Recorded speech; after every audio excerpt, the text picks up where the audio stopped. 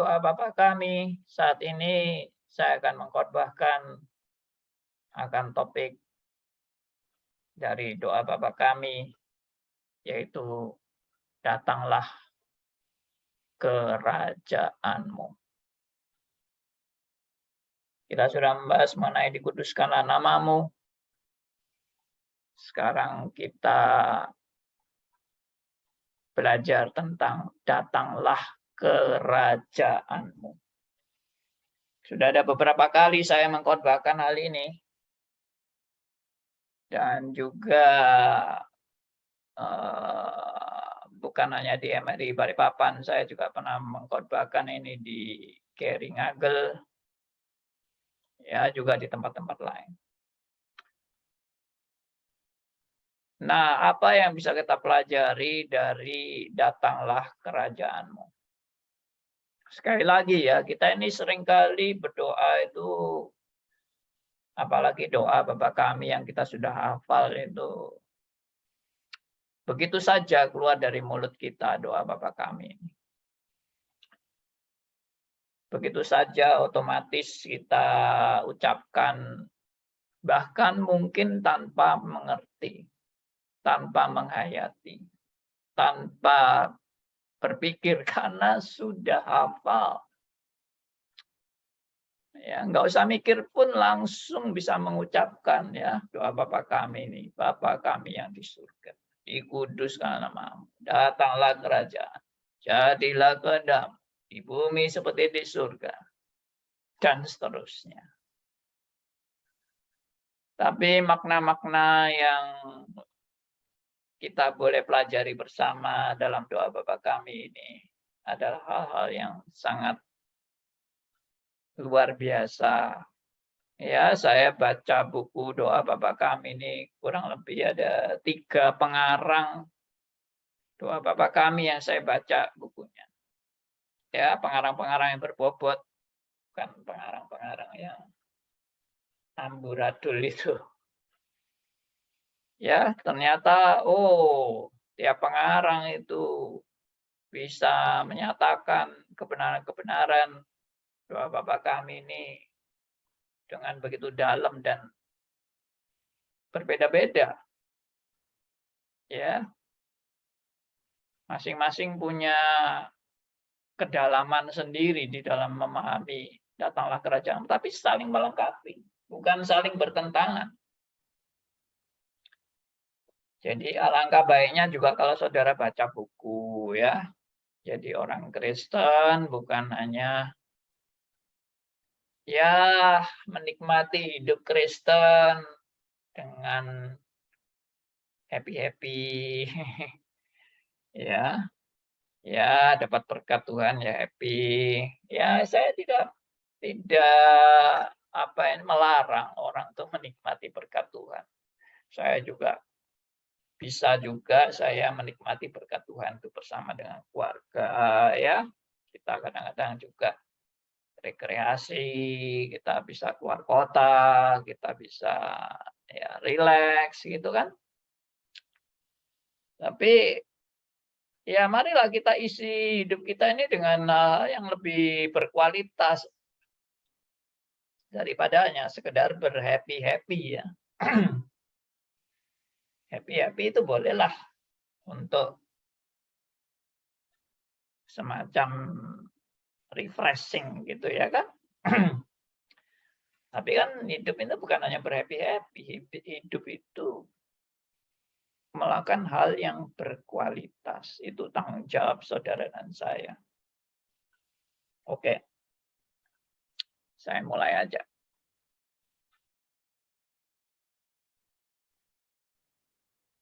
Ya,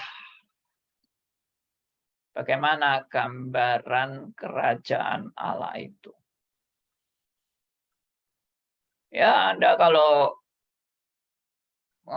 berpikir tentang kerajaan, apa yang saudara bayangkan tentang kerajaan? Ya, saya yakin ya saudara pernah dengar kan Misalnya di Indonesia juga pernah ada kerajaan, misalnya Kerajaan Majapahit, ya, dan kerajaan ya lain-lain lah. Atau di luar negeri, sekarang yang masih ada kerajaan Inggris. Wah, ratunya baru meninggal.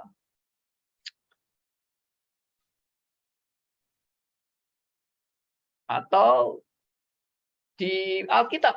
Nah, ternyata di Alkitab juga ada gambaran-gambaran kerajaan. Nah, mari kita sama-sama mempelajari sebetulnya apa yang mau diungkapkan dengan datanglah kerajaanmu ini. Ya, kenapa kok kerajaan? Nah, itu.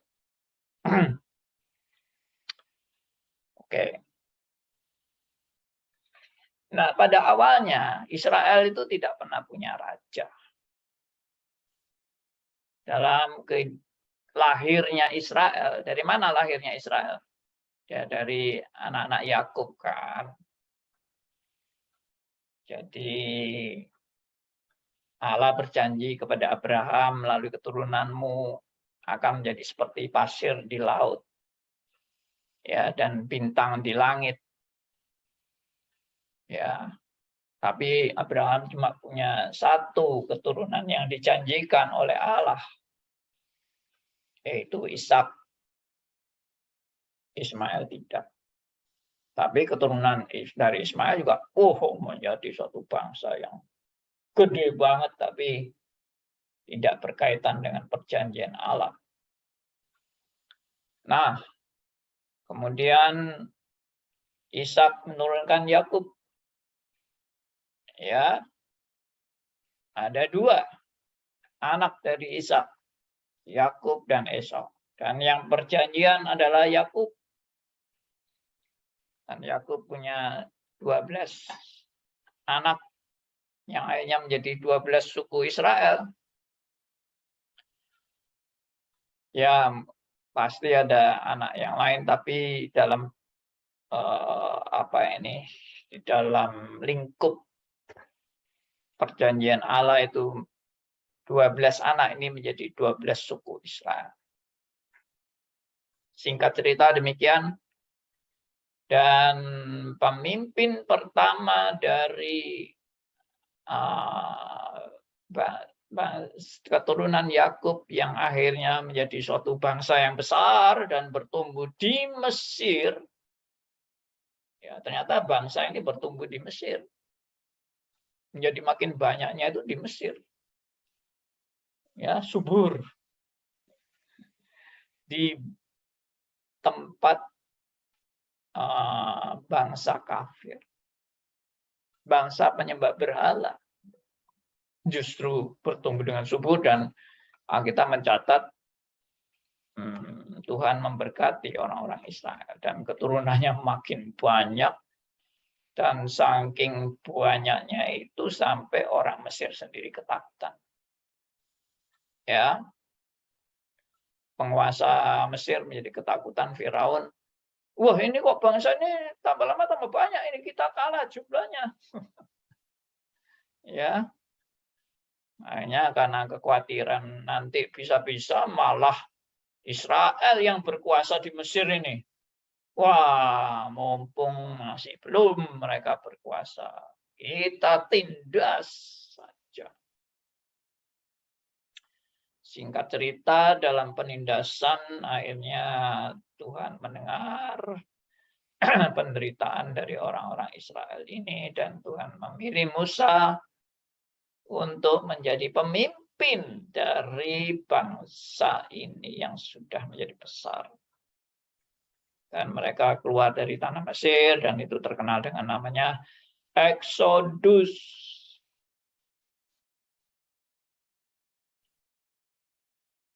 Nah, singkat cerita, setelah mereka dalam perjalanan 40 tahun masuk ke Kanaan, kemudian dan masuklah mereka ke zaman hakim-hakim,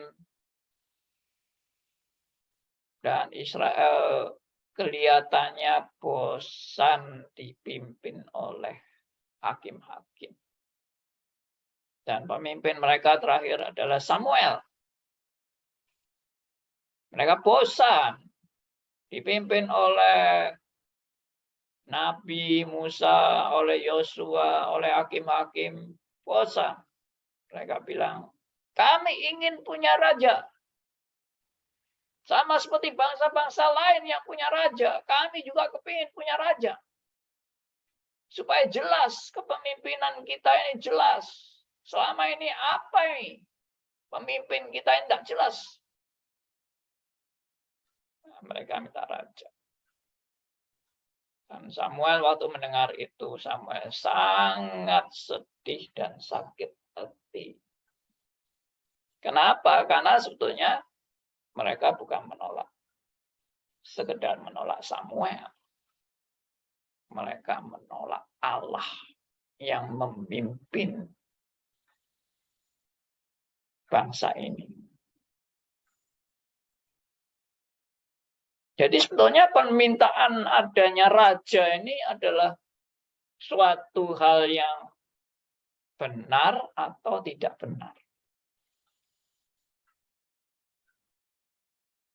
Nah, waktu Samuel kemudian berseru-seru kepada Tuhan dan menyampaikan permintaan bangsa ini yang kurang ajar ini, dan tidak tahu diri ini, permintaan yang tidak tahu sopan ini. Kemudian Tuhan menjawab Samuel dengan jawaban yang mengejutkan, yaitu kabulkanlah permintaan mereka, turutilah permintaan mereka. Ini yang heran. Ya, heran. Kalau ada bangsa yang berani berontak, kalau di zaman Musa kan, mereka berani-berani berontak. Tuhan membela Musa. Tuhan menghajar orang yang berani-berani menentang Musa. Itu sudah beberapa kali terjadi kan. Dan mereka banyak yang mati karena berani kurang ajar terhadap Musa, hambanya yang Tuhan pilih. Sekarang kurang ajar juga sama Samuel dan kurang ajar sama Tuhan. Kenapa tidak dia ajar ini bangsa kurang ajar ini? Tapi Tuhan malah bilang, turutilah kemauan mereka. Karena aku juga menghendaki. Karena aku juga menghendakinya. Jadi, dengan kata lain, kalau misalnya, apakah permintaan ini benar atau salah? Salah juga ya, benar juga ya. Nah, ini yang uniknya di sini ya. Jadi tidak benar 100%, tidak salah 100%. Tapi yang jelas, mereka kurang ajar sama Tuhan? Yes. Mereka mau memberontak pada kepemimpinan Allah? Yes. Tapi adanya raja yang mereka minta, itu juga ada di dalam rancangan, di dalam rencana Allah. Dalam hal ini saya tidak membahas mengenai riwayat Samuel dan riwayat Israel minta raja dan sebagainya, karena itu membahas di kitab 1-2 Samuel ya. Itu mungkin Pak Elvis yang pasti sering membahas hal-hal ini.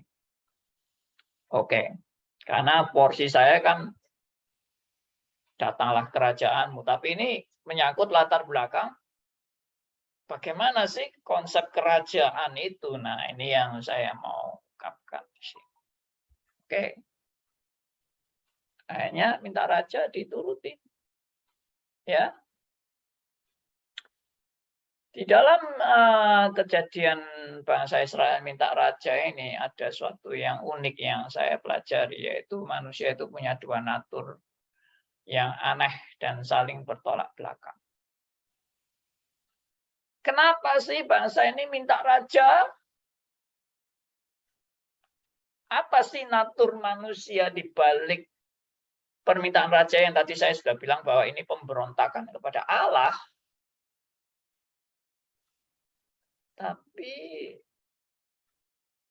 ada yang ada sesuatu yang unik dari permintaan bangsa Israel tentang adanya raja. Yaitu apa? Natur manusia, dua natur yang bertolak belakang ini apa? Yang pertama, yaitu keinginan memberontak atau bebas merdeka dari segala kuasa yang menguasai atau menindas hidupnya. Bahwa keinginan bangsa Israel adanya raja karena mereka memberontak kepada Allah. Ya kan? Mereka tidak mau lagi dibawa kekuasaan Allah secara langsung itu. Mereka tidak mau. Mereka maunya ada raja. Ya. Mereka berontak kepada Allah. Jadi memang ini natur manusia, ingin bebas, merdeka. Nah, makanya saya kan pernah mengkhotbahkan tentang kebebasan. Kebebasan itu bukan ajaran firman. Heran saya, banyak orang Kristen yang menekankan ajaran kebebasan. Saya malah berpikir-pikir dan saya renungkan kembali. Kebebasan itu bukan ajaran kekristenan.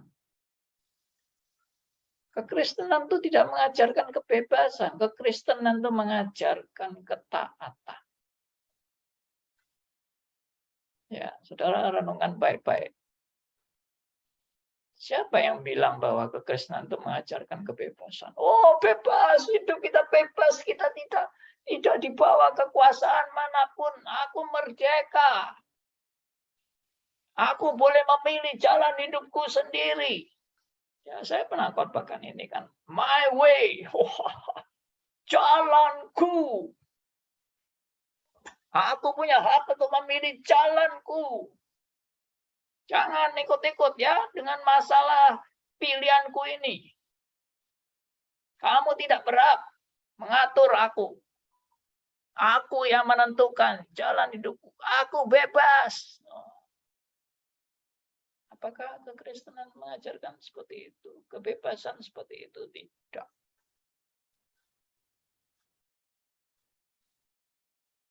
Tapi itulah natur manusia. Selalu ingin bebas. Merdeka. Tidak dibawa kekuasaan manapun.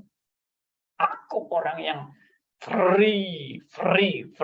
Freedom. Nah, ini.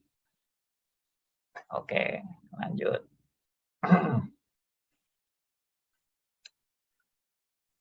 Yang kedua ini yang aneh. Ya, setelah ingin bebas.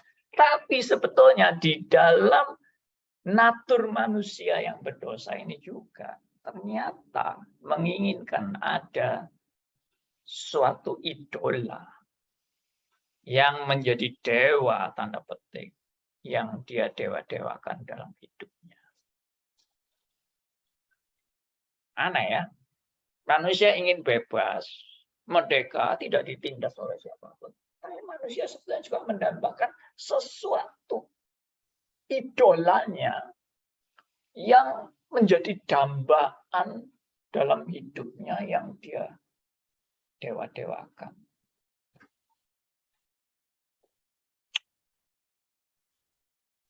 Ya, banyak contoh. Ya, banyak contoh manusia mendewa-dewakan idolanya. Betul nggak? Iya dong, nggak usah. Sebetulnya saya nggak usah kasih sebut contoh-contoh, Anda sudah tahu kan. Nggak usah jauh-jauh di luar kekristenan. Di kekristenan sendiri banyak orang merindukan suatu idolanya. Dia merindukan ada sesuatu kuasa yang dia respect, ya, suatu otoritas, karisma yang dia benar-benar salut. tunduk, bahkan membabi buta, mendewa-dewakan idolanya. Ya paling gampang contoh ya, mendewakan hamba Tuhan tuh paling sering sudah. Memang ekstrim, ada yang menghina hamba ya, orang Kristen yang kesukaannya menghina hamba-hamba Tuhan. Ada orang Kristen yang tergila-gila dengan hamba Tuhan. Tapi ada tipe ketiga, cuek-cuek aja, tidak peduli hamba Tuhan.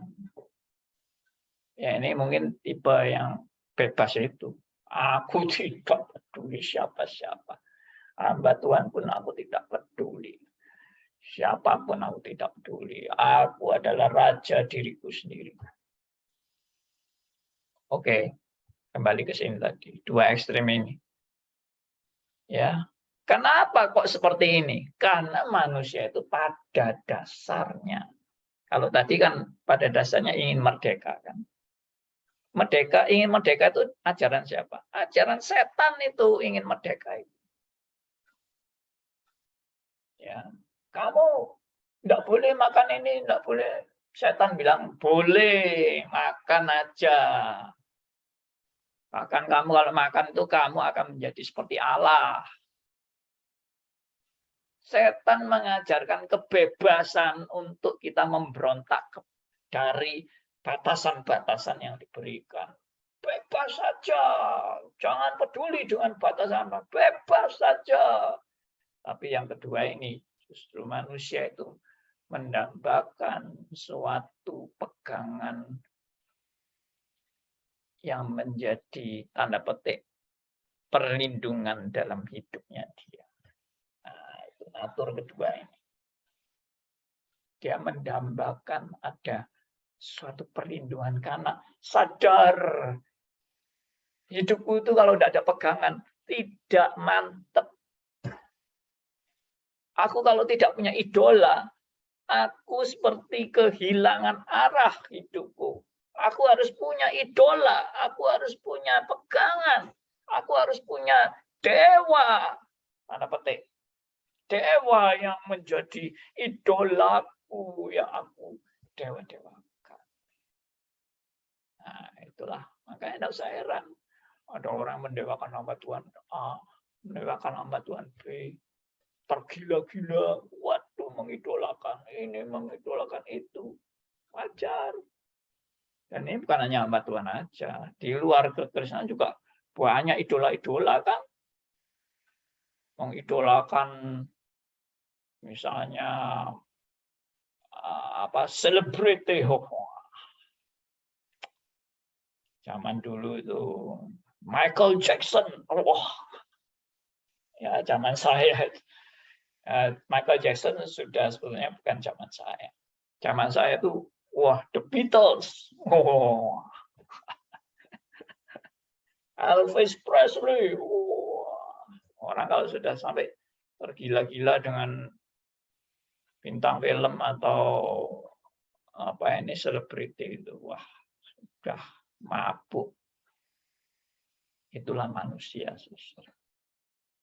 Jadi sebetulnya keinginan bangsa Israel adanya raja ini, ya dua hal ini sekaligus. Ingin memberontak, tapi juga ingin ada sesuatu pegangan. Mereka tidak bilang, aku nggak mau dipimpin Allah. Sudah, aku bebas. Nggak usah ada kuasa lagi. Enggak. Aku nggak mau dipimpin Allah, tapi aku mau raja yang mimpin aku. Tapi Tuhan sudah kasih peringatan sama Israel. Kamu pikir kamu nanti senang ya punya raja ya? Lihat aja kamu. Ya, lihat aja. Kamu kalau nanti punya raja itu lihat aja. Jadi unik saudara ya. Ada sesuatu yang dikabulkan Tuhan. Tapi merupakan tanda petik hukuman. Ya, saya juga sudah pernah memberikan warning-warning seperti ini. Sesuatu yang dikabulkan, tapi merupakan hukuman. Permintaan Anda dikabulkan, tapi merupakan hukuman. Itu terjadi.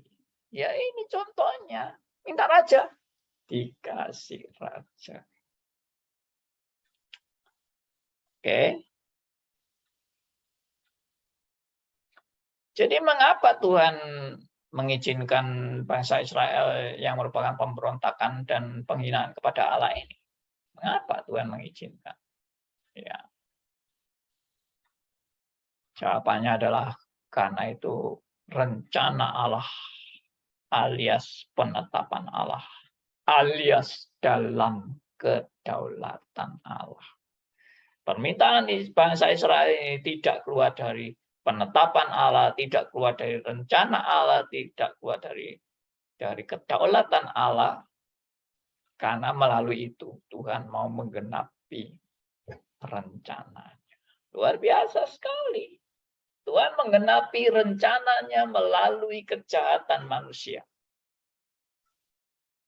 Tuhan menggenapi rencananya memelihara suatu bangsa yang besar melalui kejahatan saudara-saudara Yusuf, menjual Yusuf menjadi budak di Mesir. Itu dalam rangka Allah sedang menggenapi rencananya, yaitu memelihara suatu bangsa yang besar.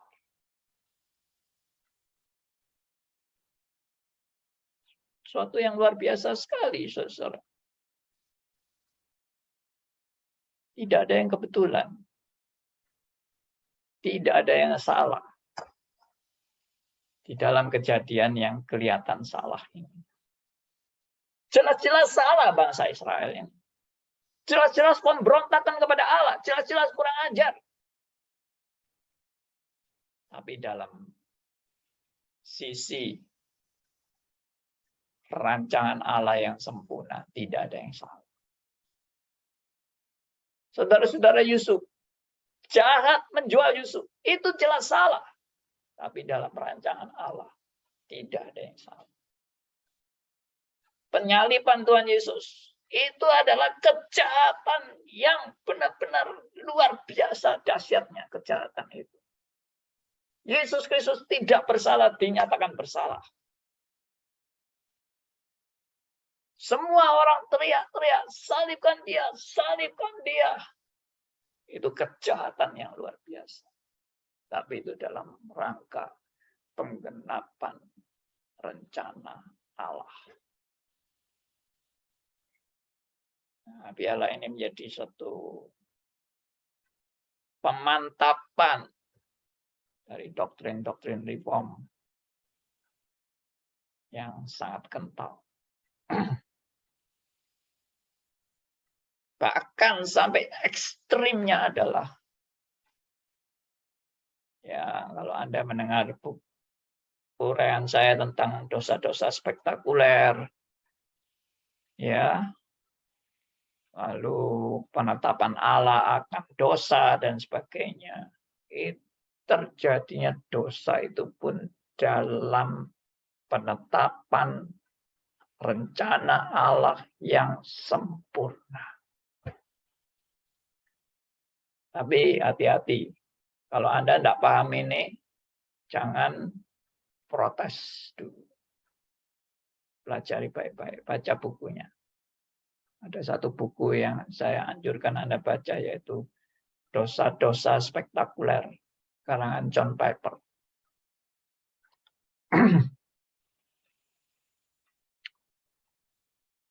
Ya, ada orang yang bilang kejahatan itu bukan rencana Allah.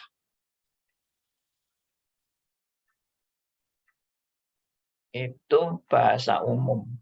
Kejahatan bukan rencana Allah.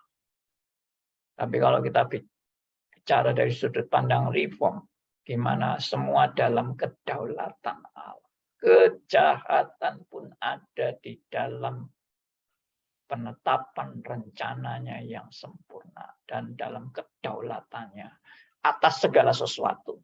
tanpa perkecualian, termasuk kejahatan, termasuk dosa. Ini tidak membenarkan dosa, tidak membenarkan kejahatan. Kejahatan tetap kejahatan, dosa tetap dosa, pemberontakan kepada Allah tetap adalah pemberontakan. Tapi itu terjadi di dalam penetapan Allah. Belajar baik-baik. Bagi saudara yang baru mengenal teologi reform, belajar baik-baik.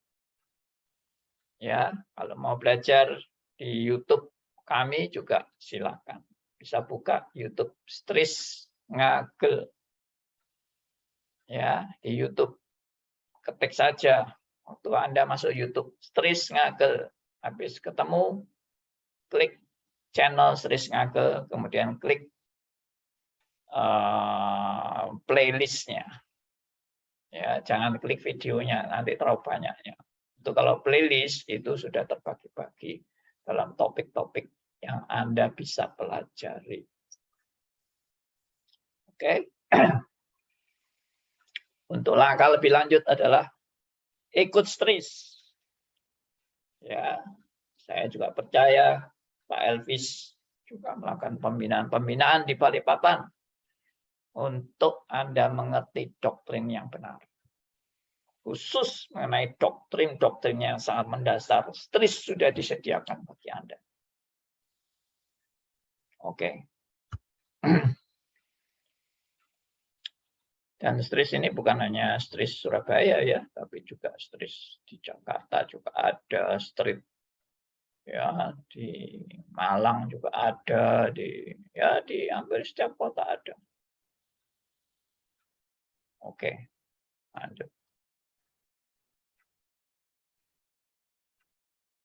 Permintaan yang dikabulkan itu merupakan hukuman dan pelajaran bagi bangsa Israel. Selain itu memang penggenapan rencana Allah. Tapi memang ada sisi Israel sedang dihukum dan diberi pelajaran karena kurang ajarnya kepada Tuhan. Ya, dengan Israel punya kerajaan itu yang mereka minta, punya raja yang mereka minta itu. Ternyata raja yang mereka minta itu, ya tahu sendirilah, kita tidak usah menguraikan lagi kan. Raja pertamanya siapa? Saul. Raja yang bisa diandalkan Saul itu, permulaannya dia orang yang begitu gagah, ya toh. Badannya tinggi, besar, ya, luar biasa. Ternyata gede-gede tapi hatinya licik. Ya, kalah dengan Daud. Meskipun kecil-kecil, imut-imut. Tapi, luar biasa. Ya. Lalu Daud menggantikan Saul. Daud adalah orang yang demikian tulus, orang yang dikasih Tuhan. Ya, orang yang sederhana, orang yang humble, rendah hati, ya. Daud itu gembala yang memperhatikan ya domba-dombanya, memelihara dan sebagainya. Dia bisa mengalahkan raksasa yang luar biasa kuliah. Daud adalah orang yang amat sangat dicintai Tuhan. Semua harapan kepada Daud. Daud. Ternyata Daud juga manusia biasa. Daud juga manusia berdosa.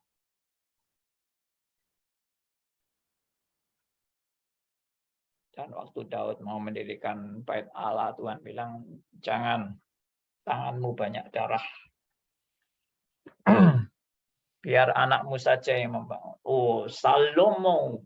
Salomo menggantikan Daud. Raja yang diharapkan. Dan Salomo menunjukkan awal yang sangat baik. Dia tidak minta kekayaan, tidak minta kelimpahan, ya, harta dan sebagainya. tapi Salomo minta kebijaksanaan yang dari Tuhan. Oh, sangat hebat sekali raja ini.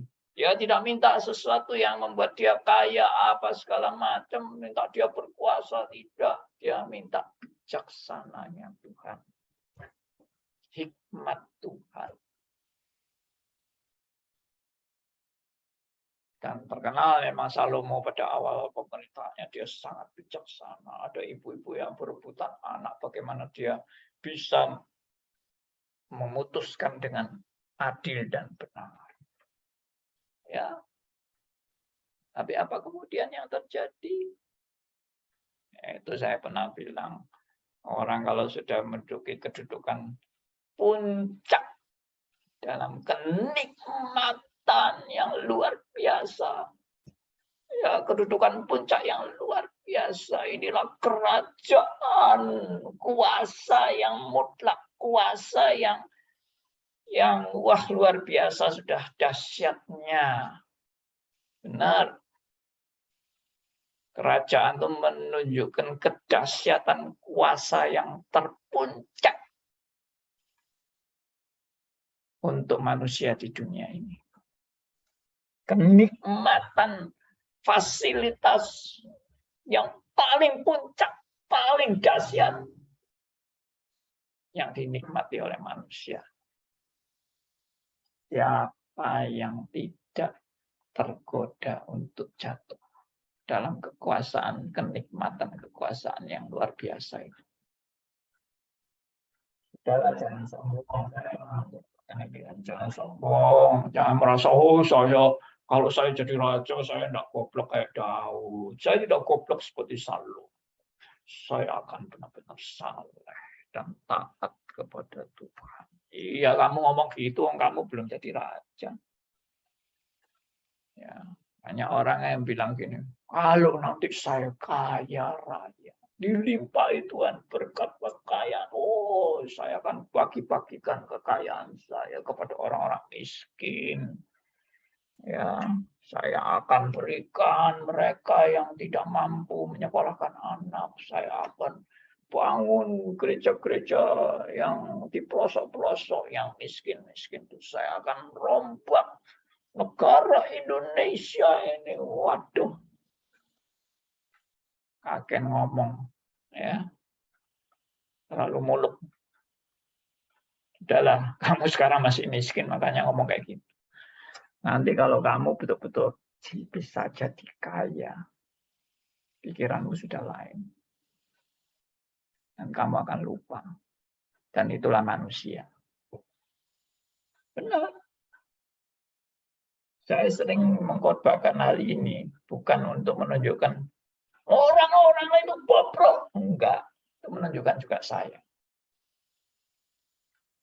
Siapa saya? Kita harus sadar. Justru orang reform itu harus sadar siapa saya. Jangan bilang, orang reform tidak mungkin sombong. Justru disadarkan orang reform itu manusia biasa yang bisa sombong. Yang pasti, bukan bisa saja, yang pasti masih ada kesombongan. Makanya reform itu artinya apa? Dibarui terus-menerus supaya kesombonganmu itu makin lama makin dihancurkan. Tapi mau hancur habis sampai nol tidak mungkin. Kita masih ada manusia lama dengan kesombongan-kesombongan yang masih bercokol dalam hidup saudara dan saya. Itulah reform. Bukan reform tidak mungkin sombong. Bagaimana reform tidak mungkin sombong? Reform itu justru menunjukkan kita ini masih manusia berdosa yang masih punya keakuan. Masih punya kesombongan. Itu yang harus kita akui. Jangan bilang, aku sudah tidak ada kesombongan lagi, aku sudah begitu rendah hati. Ya, aku sudah begitu tulus. Enggak ada lagi keakuan dalam hidupku. Nah, itu sudah beberapa kali saya ungkapkan. Enggak apa-apa, perlu diulang untuk mengingat siapa saudara dan saya. Oke, jadi permintaan ini dikabulkan untuk menjadi suatu hukuman dan pelajaran. Kalau ini terjadi dalam hidup saudara dan saya sebagai anak Allah, saya percaya sampai hari ini pun Tuhan juga memakai pola seperti ini. Kita kadang-kadang minta sesuatu, tapi sesuatu yang kita dapatkan ini sebagai hukuman dan pelajaran yang daripada Tuhan untuk kita bertumbuh. Makin sadar siapa diri kita di hadapan Allah. Dan makin mengakui bahwa aku bukan orang yang lebih baik dari orang lain. Oke?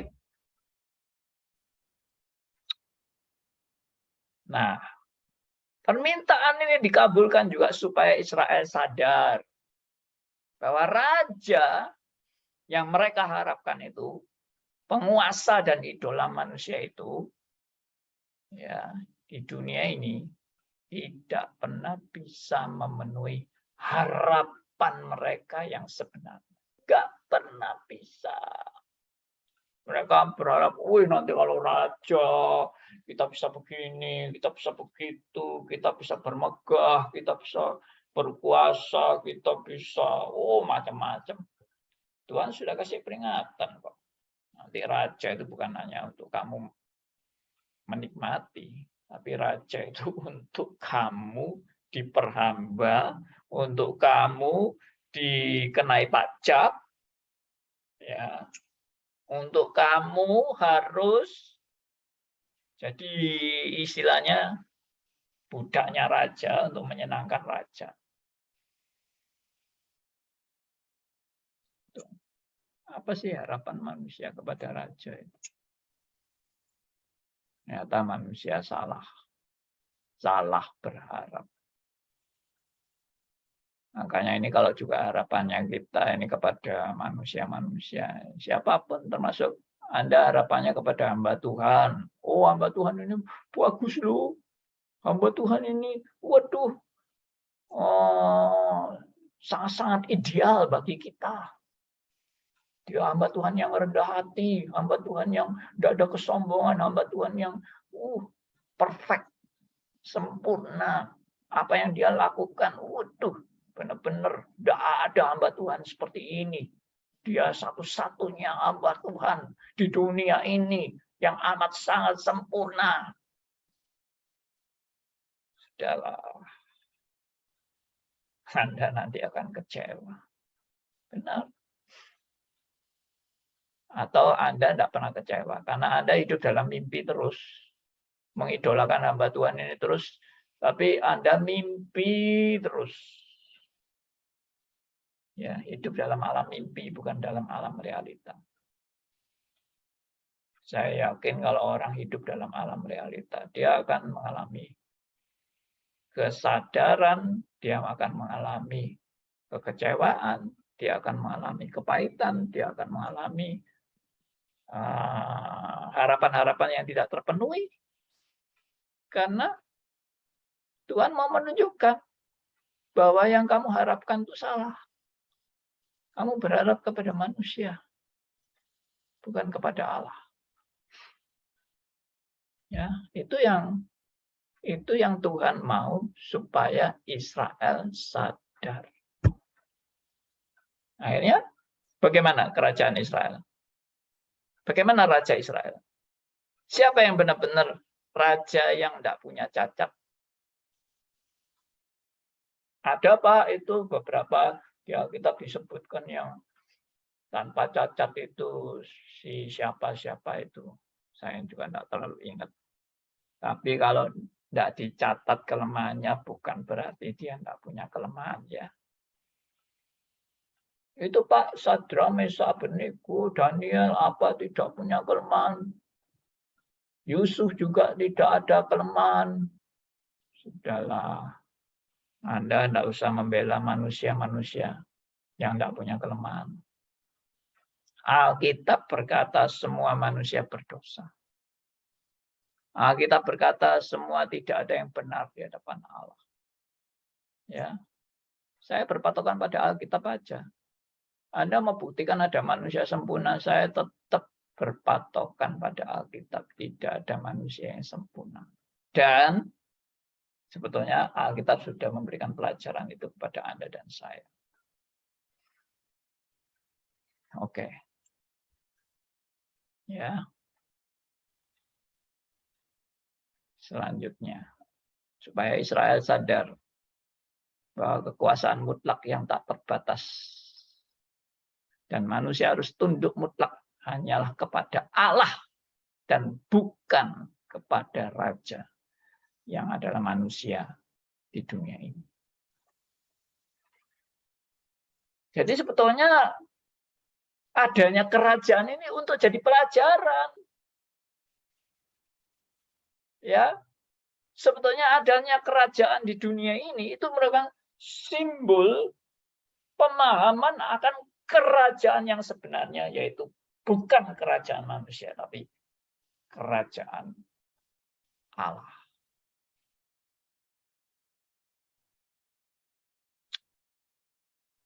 Itu yang Tuhan ingin saudara dan saya belajar. Ya, manusia itu seringkali membangun kerajaannya sendiri. Dan bukan kerajaan Allah yang sedang dibangun. Dan itu sebetulnya saudara dan saya harus sadar. Dan biarlah melalui firman ini kita sadar. Kalau kita bilang, datanglah kerajaan, benarkah? Benarkah kita mengharapkan datanglah kerajaan? Atau saya sedang memperjuangkan kerajaan saya sendiri? Saya sedang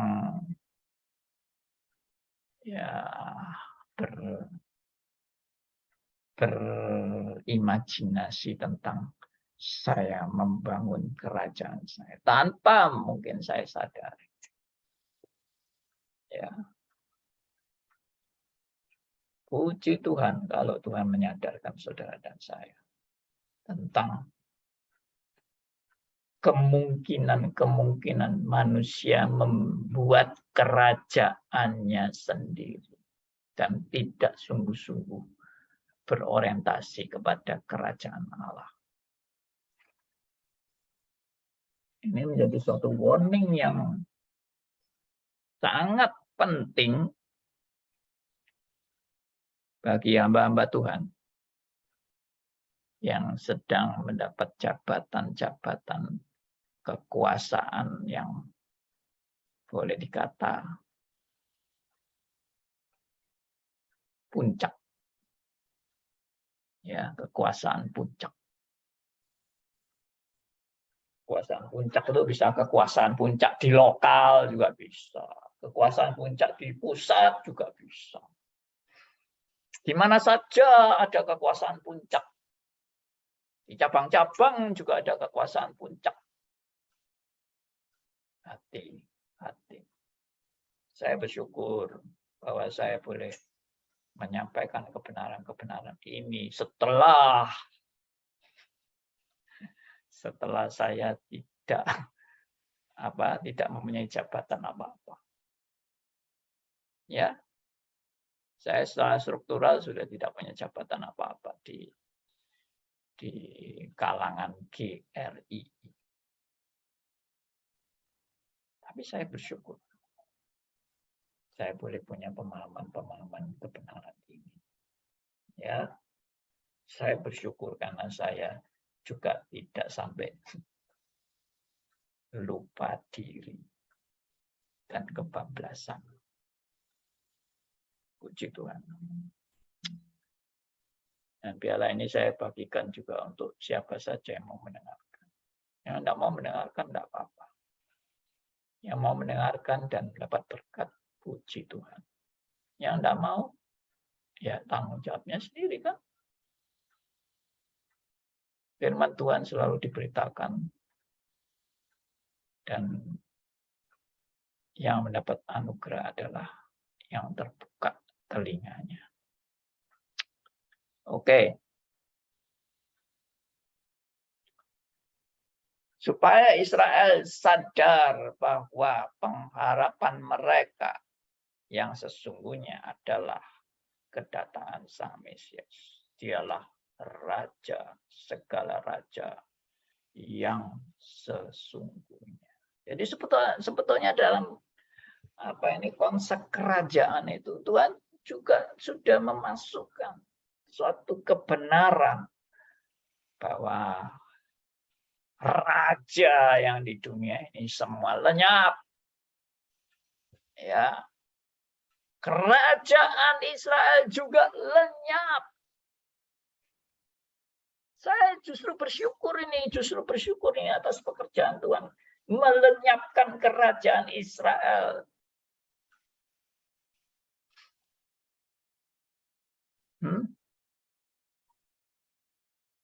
Kenapa kerajaan Israel dilenyapkan? Bukankah ini bikin malu Tuhan? Tuhan yang memimpin bangsa Israel kok ternyata kerajaan Israel lenyap. Loh, gimana ini? Tuhannya Israel kok tidak bisa menjaga kerajaan Israel? Salah kan? Ini yang menjadi juga kekecewaan bangsa Israel. Kenapa mereka akhirnya kalah? Kenapa mereka terus terpecah belah? Mereka akhirnya dijajah. Mereka bahkan dibuang. Dibuang di Babel, dibuang di Persia. Kenapa ini? Di mana Allah itu? Allah yang menyertai bangsa ini di mana? Kenapa kerajaan Israel tidak dipertahankan? Karena ini, Tuhan mau menunjukkan ini. Supaya Israel sadar bahwa pengharapan mereka yang sesungguhnya adalah kedatangan Sang Mesias. Dialah Raja segala Raja yang sesungguhnya. Bukan Raja Israel. Bukan kerajaan Israel. Semua lenyap. Karena seharusnya yang dijunjung tinggi adalah kerajaan Allah. Karena seharusnya pengharapannya bukan kepada Raja Israel, tapi kepada Sang Mesias. Raja segala Raja. Kita sungguh bersyukur untuk kebenaran ini. Dan biarlah ini boleh menyadarkan dan menginsyafkan Anda dan saya. Apakah saya sungguh-sungguh memperjuangkan dan benar-benar memahami, ya, memaknai kerajaan Allah yang sebenarnya dalam hidup saya. Biarlah ini boleh jadi berkat bagi kita semua. Ya. Saya sampai di sini khotbahnya. Dan kalau ada kesempatan yang akan datang, saya akan lanjutkan. Tuhan memberkati. Dan marilah kita sungguh-sungguh menyadari siapakah Raja dalam kehidupan saudara dan saya.